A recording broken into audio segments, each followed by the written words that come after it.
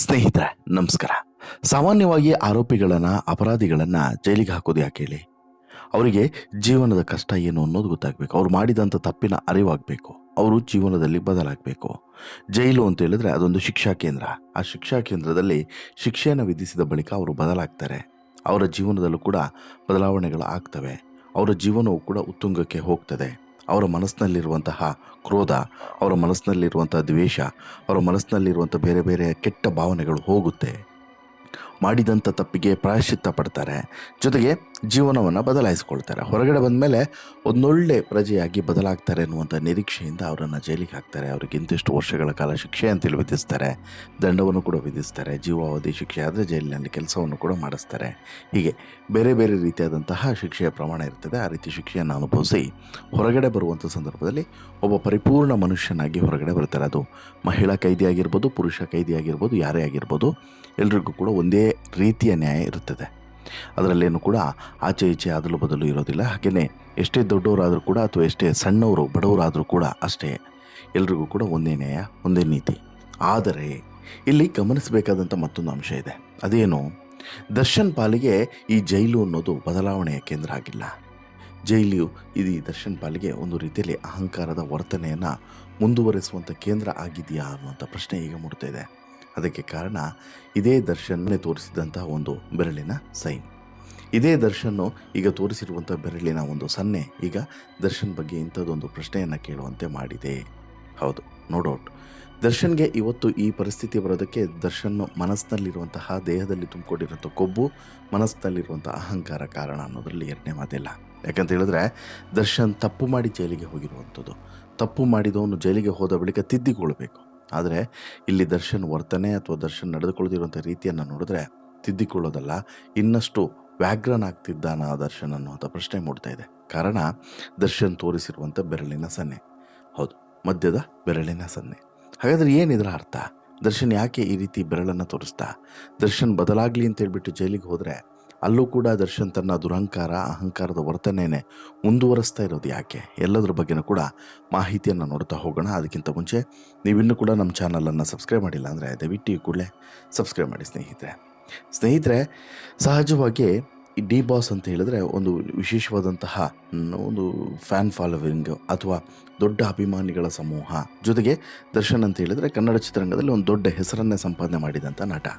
ಆದರೆ ರೇಣುಕಾಸ್ವಾಮಿಯ ಹತ್ಯೆ ಪ್ರಕರಣದಲ್ಲಿ ಅದು ಯಾವಾಗ ದರ್ಶನ್ ಜೈಲಿಗೆ ಸೇರಿದ್ನೋ ಕಂಪ್ಲೀಟಾಗಿ ಅವನ ಮನಸ್ಥಿತಿ ಮತ್ತು ಮನುಷ್ಯತ್ವ ಎಲ್ಲವೂ ಕೂಡ ಸತ್ತೇ ಹೋಗಿದೆ, ಬದಲಾಗಿದೆ ಅನ್ನೋದಕ್ಕೆ ಸಾಕ್ಷಿ ಸಾಕಷ್ಟು ಘಟನೆಗಳು ಸಿಗ್ತಿದ್ದಾವೆ. ಈಗಾಗಲೇ ಪರಪ್ಪನ ಅಗ್ರಹಾರದಲ್ಲಿ ಇದೇ ದರ್ಶನ್ ತೋರಿಸಿದಂತಹ ಒಂದಷ್ಟು ಕಾನೂನು ಬಾಹಿರ ಚಟುವಟಿಕೆಗಳ ಕೇಂದ್ರ ಮಾಡಿಕೊಂಡು, ಜೊತೆಗೆ ಅಲ್ಲಿ ತನ್ನ ಅಹಂಕಾರದ ವರ್ತನೆಯನ್ನು ತೋರಿಸಿ, ಅಂದರೆ ಚೇರಲ್ಲಿ ಕೂತ್ಕೊಂಡು, ಸಿಗರೇಟ್ ಸೇರಿಕೊಂಡು, ಟೀ ಕುಡ್ಕೊಂಡು ಎಂಜಾಯ್ ಮಾಡ್ತಿದ್ದಂಥ ದರ್ಶನ್ ಬಗ್ಗೆ ಪೊಲೀಸರು ಅಲರ್ಟ್ ಆದಾಗ ಬೇರೆ ಜೈಲಿಗೆ ಶಿಫ್ಟ್ ಮಾಡಬೇಕು ಅಂತ ಹೇಳಿ ಬಳ್ಳಾರಿ ಜೈಲಿಗೆ ಶಿಫ್ಟ್ ಮಾಡ್ತಾರೆ. ಬಳ್ಳಾರಿ ಜೈಲಿನಲ್ಲಿ ಪರಪ್ಪನ ಅಗ್ರಹಾರದ ರೀತಿಯಲ್ಲಿ ಯಾವುದೇ ಕಿಂಚಿತ್ತು ಸೌಲಭ್ಯವೂ ಕೂಡ ದರ್ಶನ್ಗೆ ಸಿಗ್ತಾಯಿಲ್ಲ. ಒಬ್ಬ ಸಾಮಾನ್ಯ ಕೈದಿ ಹೇಗಿರ್ತಾನೋ ಹಾಗೆ ದರ್ಶನ್ ಕೂಡ ಇದ್ದಾನೆ. ಬಟ್ ವಿಶೇಷತೆ ಏನು ಅಂತ ಹೇಳಿದ್ರೆ ಅವನಿಗೆ ಸುತ್ತಲಿರುವಂಥ ಪೊಲೀಸರ ಕಾವಲು. ಹೌದು, ಹೈ ಪ್ರೊಫೈಲ್ ಕೇಸ್ ಕೂಡ ಆಗಿರೋದ್ರಿಂದ ಮತ್ತು ಹೈ ಸೆಕ್ಯೂರಿಟಿ ಸೆಲ್ನಲ್ಲಿ ದರ್ಶನ್ ಇರೋದ್ರಿಂದ ಹೆಚ್ಚೇ ಸೆಕ್ಯೂರಿಟಿ ಇರ್ತಾರೆ. ಆನಂತರ ದರ್ಶನ್ ಭೇಟಿಗೆ ಕುಟುಂಬಸ್ಥರಿಗೆ ಮತ್ತು ವಕೀಲರಿಗೆ ಬಿಟ್ಟರೆ ಬೇರೆ ಯಾರಿಗೂ ಕೂಡ ಅವಕಾಶವೂ ಕೂಡ ಸಿಗ್ತಾಯಿಲ್ಲ. ಸೊ ದಟ್ ಕುಟುಂಬಸ್ಥರು ಕೂಡ ಈಗ ಭೇಟಿಯನ್ನು ಮಾಡಿದ್ದಾರೆ ವಿತ್ ಯಾರು ದಿನಕರ್ ತೂಗುದೀಪ್, ಹಾಗೆಯೇ ಮತ್ತೊಂದು ಕಡೆ ವಕೀಲರ ಜೊತೆಗೆ ಭೇಟಿಯನ್ನು ಮಾಡಿದ್ದಾರೆ. ಯಾರು? ವಿಜಯಲಕ್ಷ್ಮಿ, ದಿನಕರ್ ತೂಗುದೀಪ್, ಹಾಗೆಯೇ ವಕೀಲರು ಮೂವರು ಕೂಡ ಭೇಟಿಯನ್ನು ಮಾಡಿದ್ದಾರೆ. ಈ ಭೇಟಿಗೆ ಬರುವಂಥ ಸಂದರ್ಭದಲ್ಲಿ ದರ್ಶನ್ ತೋರಿದಂಥ ಒಂದು ಬೆರಳಿನ ಸನ್ನೆ ಈಗ ಭಾರಿ ಚರ್ಚಾ ಕೇಂದ್ರ ಬಿಂದು ಆಗಿದೆ. ದರ್ಶನ್ ಬದಲಾಗಿಲ್ಲ, ದರ್ಶನ್ ಮನಸ್ಸಿನಲ್ಲಿರುವಂಥ ಅಹಂಕಾರ ಬದಲಾಗಿಲ್ಲ. ದರ್ಶನ್ಗೆ ಈಗ ಅಸಲಿ ಆಕ್ರೋಶ ಹೆಚ್ಚಾಗಿದೆ. ಅದರಲ್ಲೂ ಕೂಡ ಟಿವಿಯ ವಿರುದ್ಧ, ಮಾಧ್ಯಮಗಳ ವಿರುದ್ಧ ಆಕ್ರೋಶ ಹೆಚ್ಚಾಗಿದೆ ಅನ್ನುವಂಥದ್ದು ಈಗ ಸಾಕಷ್ಟು ಮೂಲಗಳಿಂದ ಸಿಗ್ತಿರುವಂಥ ಮಾಹಿತಿ. ಅದರಲ್ಲೂ ಕೂಡ ಅದು ಯಾವಾಗ ಆತನಿಗೆ ಟಿವಿಯ ವ್ಯವಸ್ಥೆಯನ್ನು ಮಾಡಿಕೊಟ್ರೋ ಜೈಲಿನಲ್ಲಿ ನೋಡೋದಕ್ಕೆ, ಈ ಟಿ ವಿ ನೋಡಿ ನೋಡಿ ನೋಡಿ ಸಾಕಾಗಿರುವಂಥ ದರ್ಶನ್ಗೆ ವಿಪರೀತವಾದಂಥ ಸಿಟ್ಟಿದೆ ಈ ಮಾಧ್ಯಮದವರ ಮೇಲೆ. ಅದನ್ನು ದರ್ಶನ್ ತೋರಿಸಿದ್ದು ಅಸಭ್ಯ ಒಂದು ಬೆರಳು ಸನ್ನೆಯ ಮೂಲಕ. ಯಾರೂ ಕೂಡ ಊಹಿಸೋಕ್ಕೂ ಕೂಡ ಸಾಧ್ಯವಿಲ್ಲ ದರ್ಶನ್ ಈ ರೀತಿಯಾದಂಥ ಬೆರಳನ್ನು ತೋರಿಸ್ತಾನೆ ಅಂತ ಹೇಳ್ಬಿಟ್ಟು. ಆ ರೀತಿ ಬೆರಳನ್ನು ತೋರಿಸಿ ದರ್ಶನ್ ಮುನ್ನಡೆದಿರುವಂಥದ್ದು ಭಾರಿ ಕುತೂಹಲಕ್ಕೆ ಕೇಂದ್ರ ಆಗಿದೆ, ಭಾರಿ ಕುತೂಹಲಕ್ಕೂ ಕೂಡ ಕಾರಣ ಆಗಿದೆ. ರೇಣುಕಾಸ್ವಾಮಿ ಹತ್ಯೆ ಪ್ರಕರಣದಲ್ಲಿ ನಟ ದರ್ಶನ್, ಪವಿತ್ರಗೌಡ ಸೇರಿದಂತೆ 17 ಜನ ಆರೋಪಿಗಳು ಒಂದೊಂದು ಜೈಲಿನಲ್ಲಿದ್ದಾರೆ. ಪರಪ್ಪನ ಅಗ್ರಹಾರ ಜೈಲಿನಲ್ಲಿ ನಿಯಮ ಉಲ್ಲಂಘಿಸಿದ ಕಾರಣಕ್ಕೆ ಬಳ್ಳಾರಿ ಜೈಲಿಗೆ ಸ್ಥಳಾಂತರವನ್ನು ಮಾಡಲಾಗಿದೆ ದರ್ಶನನ್ನು. ಬಳ್ಳಾರಿ ಜೈಲಿನಲ್ಲಿ ನಟ ದರ್ಶನ್ ಮೇಲ್ನೋಟಕ್ಕೆ ಸೈಲೆಂಟ್ ಆಗಿದ್ದರೂ ಕೂಡ ಒಳಗಡೆ ಕೊತ ಕುದೀತಾ ಇದ್ದಾನೆ ಅನ್ನೋದು ಸ್ಪಷ್ಟವಾಗಿ ಗೊತ್ತಾಗ್ತಿದೆ.